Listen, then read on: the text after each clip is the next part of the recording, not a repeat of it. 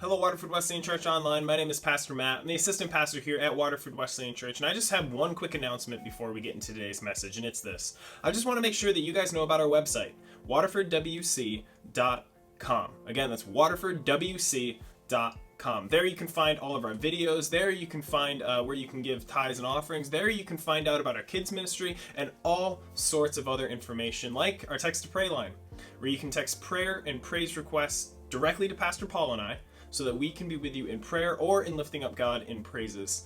Maybe you're at work and you've just got a quick little prayer request. Something's not going quite right at work, or maybe you just learned something that you would like prayer for. You can just send us a quick text. You text the word pray to 518-223-8662. But like I said, all of that information is on our website, waterfordwc.com.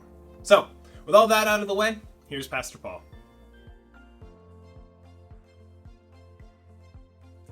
What do you call it when it's raining, but yet the sun's out?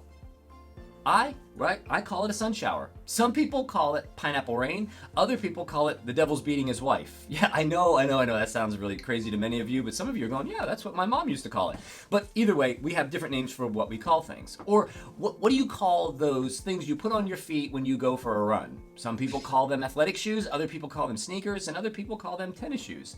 You see, it all depends where you come from, what you call something. If you come from the West Coast of the United States, you call what I would call on the East Coast sneakers, you call them tennis shoes. And so a lot of what you call things is really just determined by where you come from. Now here's a few others that are a little tougher than just athletic shoes or sneakers or pineapple rain. There's a little tougher questions I have for you. What do you call it when 22 people are shot on a New York subway? Or what do you call it when 230 people, as of today, May 30th, 2022, that 230 people have been murdered in Chicago? What do you call it when 19 children and 2 adults are murdered just at their own school? What do you call it when 10 people are murdered just grocery shopping? Those questions are a little bit tougher. What do you call those? Some people would call it racism. Some people would say, well, we just need more gun control. Some people would just say it's just simply a tragedy. And all of those, maybe not that far off, but it's something a little bit more than that. And we may have different names for what we call sneakers or athletic shoes or tennis shoes, and it really doesn't matter because they still are just the same thing. But what you call each of those things and how you look at them is determined by not where you come from geographically, but it is determined by where you come from in your worldview. And what I want to say to you, if you're a follower of Jesus Christ and you see what's happening in the world around you, we have to know what to call it first. And the Bible calls all of those things evil. I want you to listen to what Jesus happens to say in John chapter 10, verse 10, when he draws very clear lines about what's happening in the world then and right here and now. John 10:10 says this, "The thief comes only to steal, kill, and destroy. I have come that they may have life and have it to the full." The thief, the enemy, the Satan, the accuser, adversary, whatever term we want to use, has come to steal, kill, and destroy. Now, when I look at it from that perspective and I start looking at the world, I'm like, I see that very clearly. No matter what you call those awful events, what happened in California in the church shooting, what happened at Tops in Buffalo, what happened in Texas, I mean, we can just continue to go down the line. Those things are evil. That's what Jesus says they are. And we can clearly see the source of what's happening there. Terror, death, and destruction. And we see this. We see 19 young lives whose future has been stolen. We see 230 families that have been broken and destroyed. We just see this happening all around us. And you get the idea. I don't need to list off every tragedy, but we need to identify what it is so that we don't get lost in the weeds and everything else. And what we're witnessing is evil. That's what the Bible calls it. It's the work of the enemy, the thief. It's evil. John, the Apostle John, sorts through life even a little clearer in some ways in 1 John chapter 5, verse 19, when he says this, "We know that we are children of God, and the whole world is under control of the evil one." Under control of the evil one. Now that doesn't mean he rules. I mean, God still rules, but we are under control of evil. And that means what you're seeing is happening is evil. And let me ask you, is that your current perspective? Or maybe you got lost in the weeds of calling all what you're seeing happening something else. As a follower of Jesus Christ, we acknowledge that there is evil in this world. And where you come from, your world perspective will shape that for sure. And we want to solve it. That's what we're desperately trying to do. Because you know, as well as I know, that over the course of these next few weeks, and will continue on into the future, no matter when you watch this video, is what's going to happen is there's going to be more gun laws. There's going to be more anti-hate laws. There's going to be more and more laws. And guess what? It's not going to solve the problem. Because laws don't fix evil. Love does. Listen, I once heard someone say it this way, that the absence of love means there's an abundance of law. Now think about that for a minute. If you grew up in a home that was really loving and warm, there weren't a whole lot of rules that you had to follow because it just was love. And if that's not enough for you, if you just jump back to Genesis chapter 2, where it's just Adam, Eve, and God, right? And God who is perfect love. How many rules were there in Genesis chapter 2? Well, there was one. Don't eat from the tree of knowledge of good and evil. It's Genesis chapter 2, verse 17. So when I think about all of that, God who is perfect love, there's only one rule. And so it's important for us to acknowledge and understand that when we see in our world an abundance of laws, what that indicates to you and to me is that means we see a decrease in love. You see, our world is clamoring and begging and yearning for love. And just understand, we can make more laws and it's not going to fix the problem. Love does. And when our perspective isn't what we're seeing as evil, we call it something else, then guess what? We're looking for the wrong solution. Well, our legislators will fix that. Our law will fix that. No, it won't. Love will. Love is what changes people's lives. Period. So, and that's not necessarily my whole point today. I want it not to just define evil, but I want us to give us some insight into what happens into the lives of followers of Jesus. So if you're a follower of Jesus, I'm a follower of Jesus.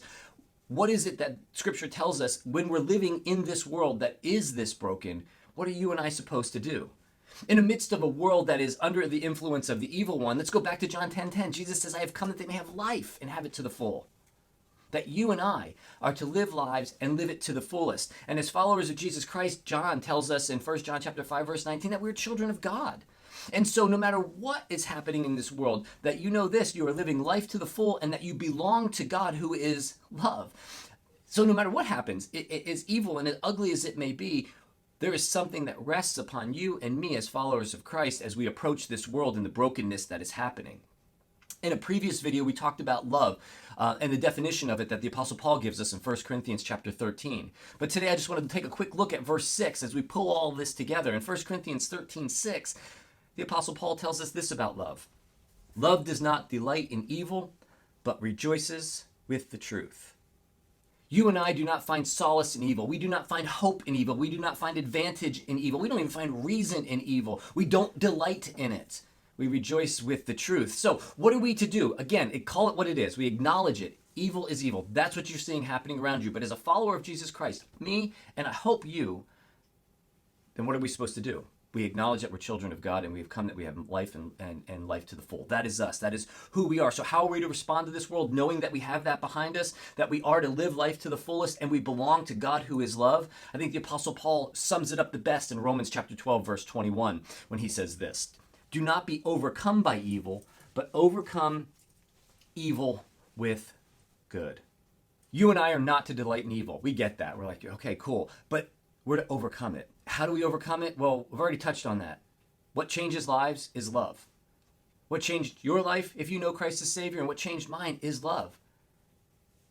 And so rules and all the other things aren't going to change that. And so we don't delight in evil. I get that. You get that. You're like, yeah, I don't like what happened in Texas. I don't like what happened in Buffalo. I don't want to see what happened in California continue to happen. I mean, we're good with that. We're like, yeah, Chicago, that's terrible what's happening there. I get it. You get it. I get it. It's evil. You're like, I don't want that. But we're to overcome it. And me, on my own, I can't do that. I'm going to get drawn down into the mess. But we're to overcome evil with good. What is good? Well, of course, the answer to that is God. And what is God? John tells us that God is love. So once again, how do you overcome evil? Not with laws, not with arguing, with love. You and I, as followers of Jesus Christ, must love, and we must love those in our homes, in our workplaces, and our communities. Now, this may sound really profoundly simplistic. I mean, you're probably going, really, that's really simple and really idealistic. You really think that's going to work? And I'm going to say to you, yes, I do. Because I know my life was changed because I discovered the profound love of Christ. And my life has been changed even just relationally because people will pour love into me. That changes me, and it'll change you as well. And let me just take these last terrible, evil things that have happened in our world and just imagine with me for a minute. Imagine there was somebody that came alongside all of those that committed the evil acts. Maybe, just maybe, if someone came along and authentically loved them, maybe the outcome would be different. I don't know, but I'm thinking about in my own life how much love has changed me. I can imagine that it would change them. And not only them and me, but I also realized that this happened scripturally with the Apostle Paul. The Apostle Paul, who was persecuting the church, came to an encounter with Christ, who is love, and radically changed who he was. So yeah, love overcomes evil. And you and I, as followers of Jesus Christ, are to love the people around us. The power of love is profound. So, love overcomes evil. And let me ask you this. What do you call it then when someone forgives another person? What do you call it when someone's kind to another person? What do you call it when someone helps another person and aids another person? What do you call that? You call it love. No matter what language you use, no matter what perspective you come from, no matter where you are geographically, you call that love. It's a universal language. So we're never going to legislate our way out of this. Again, law just shows us that we're lacking love. But you and I, followers of Christ, to love the world around us. That's our job. Now, I want to say this to you again. It's very difficult. I'm not telling you it's not. Especially if you're trying to do it on your own. But the wonderful news is you don't have to do it on your own. Listen to what John says in 1 John chapter 4, verse 4. You, dear children, are from God and have overcome them, because the one who is in you is greater than the one who is in the world. The one who is in the world is no match for the one who dwells within you if you're a follower of Jesus Christ. You see, the responsibility for the followers of Christ is to love the world around us. And that means not just the world in a vague general sense, the people you rub elbows with every day, in your home, in your workplaces. Love them, be kind, forgive, show hope, peace, and love. This is a broken world we live in. This world has evil in it. And what overcomes evil is love. So let me ask you this.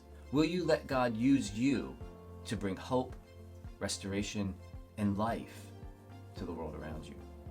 The power of God's love dwells within every believer.